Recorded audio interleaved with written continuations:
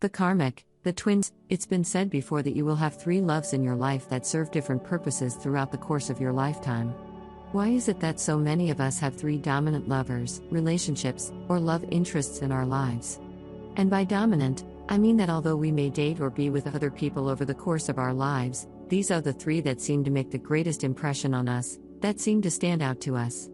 There is actually a reason for this energetically, on a soul level, and I'm going to get into that in a minute, as well as how to tell the difference between the karmic, the soulmate, and the twin flame in your life. But first, let me introduce myself to those of you who are new. Welcome, my name is Infinity, and this is Yourself, where we talk about life, love, spirituality, and of course, the law of attraction. The karmic, the twin flame, and the soulmate. The first thing to know about these connections is that they don't happen to us in any particular order. In fact, each of us has a unique soul blueprint, and I actually felt guided to create a separate video today exclusively on our soul blueprints, and how we can go about beginning to read and access that blueprint. So you may be interested in that video as well. Now, is it true that every single person has three dominant loves in their life? Of course not. This is not 100% true for everyone. This is just a common enough experience that it really asks to be spoken about. In fact, if you were drawn to this video, it's very likely you already resonate with this. You may be a soul who has decided to experience these three main loves. At times when we experience these relationships, because of how dominant all three of them are in our energy and in our mind, they can sort of play out a kind of drama that unfolds in our lives. A drama that involves us feeling pulled back to these people over and over, either in our mind or wanting to reach out to them. A drama in which, at times, we become confused. Is this person supposed to be in my life because I feel something so strongly for them? Is this person my soulmate, my twin flame, or my karmic? As we come across these terms in spirituality, we may actually find ourselves really confused as to which kind of soul connection we are dealing with. Why do we experience all three of these connections so dominantly? It is because if we experience these three forms of connection in this life, it means that we have a soul contract with a karmic, a twin flame, and a soulmate. Now, typically, our karmic partner is not necessarily part of our soul family. They could be simply another soul that we have determined on a soul level, prior to incarnating here, that we are going to meet, that we are going to interact with in certain ways, that we are going to feel a strong pull to and connection to. However, the key with our karmic in this life is they are here to teach us a lesson, usually one specific lesson. If I wanted to sum it up in a very shorthand way, I might say our karmic teaches us what love isn't. Our soulmate teaches us what love is, and our twin flame shows us how to take that love that we've learned and expand it outward. Meaning, how to take that love and not just experience it with another human being, but actually live our soul purpose, rise into our soul calling. This twin flame connection catalyzes us into soul purpose, soul mission. Taking this understanding of love, leveling it up to a whole new level of completely unconditional love, and then using that knowledge of unconditional love to live a certain soul purpose, mission, or calling here in this lifetime. So, as I was saying with the karmic, the one that teaches us what love isn't, our karmic teaches us usually some very specific lesson we need to learn in order to prepare us for what is coming next, either in love or in our lives. Very often, we will experience a karmic relationship prior to meeting a soulmate or a twin flame. Although this is not necessarily the case 100% of the time, again, these are very generalized timelines that I'm sharing here. So, only you can really know your own unique soul blueprint. Soul blueprint. But very often, three connections, three dominant connections in our lives, we get the karmic relationship first.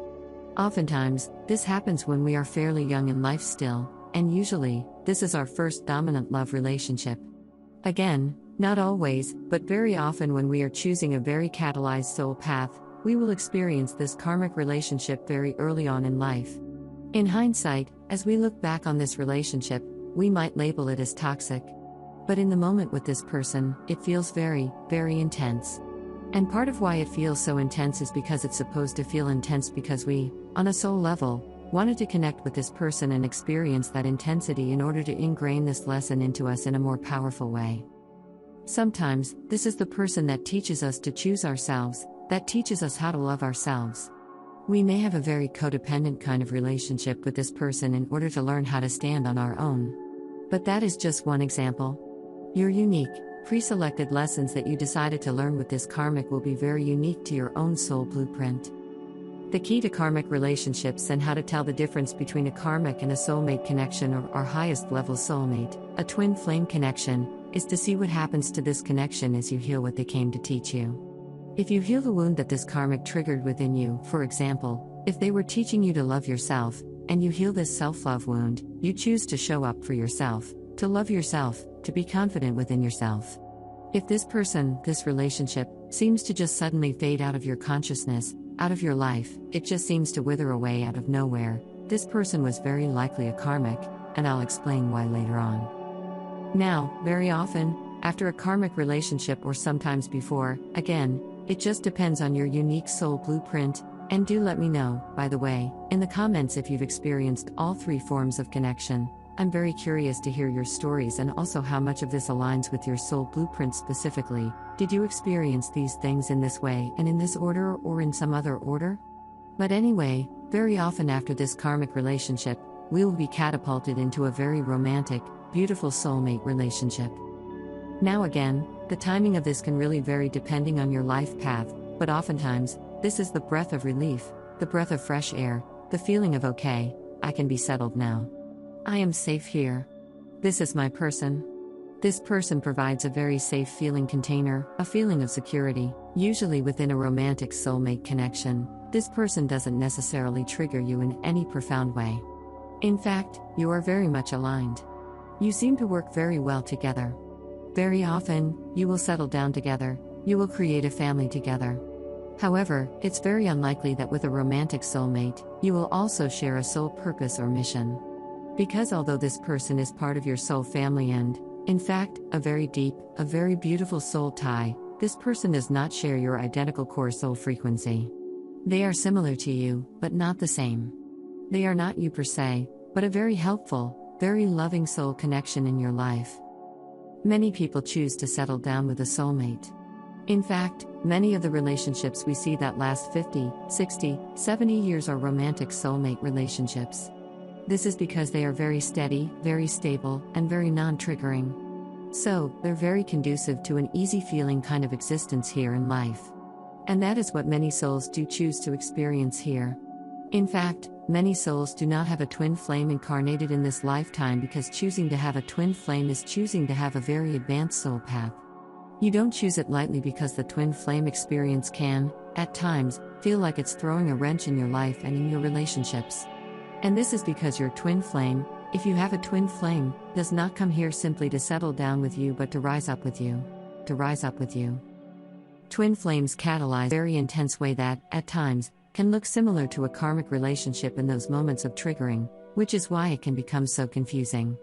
The key with a twin flame relationship, that makes it so different from a karmic and what you need to pay the most attention to, is again that question of what happens to this person and this connection as I choose to heal, as I grow, as I expand, as I allow this catalyzation process to continue, as I take those triggers and actually shift them, heal them, step into my power, show up for myself, get myself on purpose, meaning on my soul purpose, on my soul path.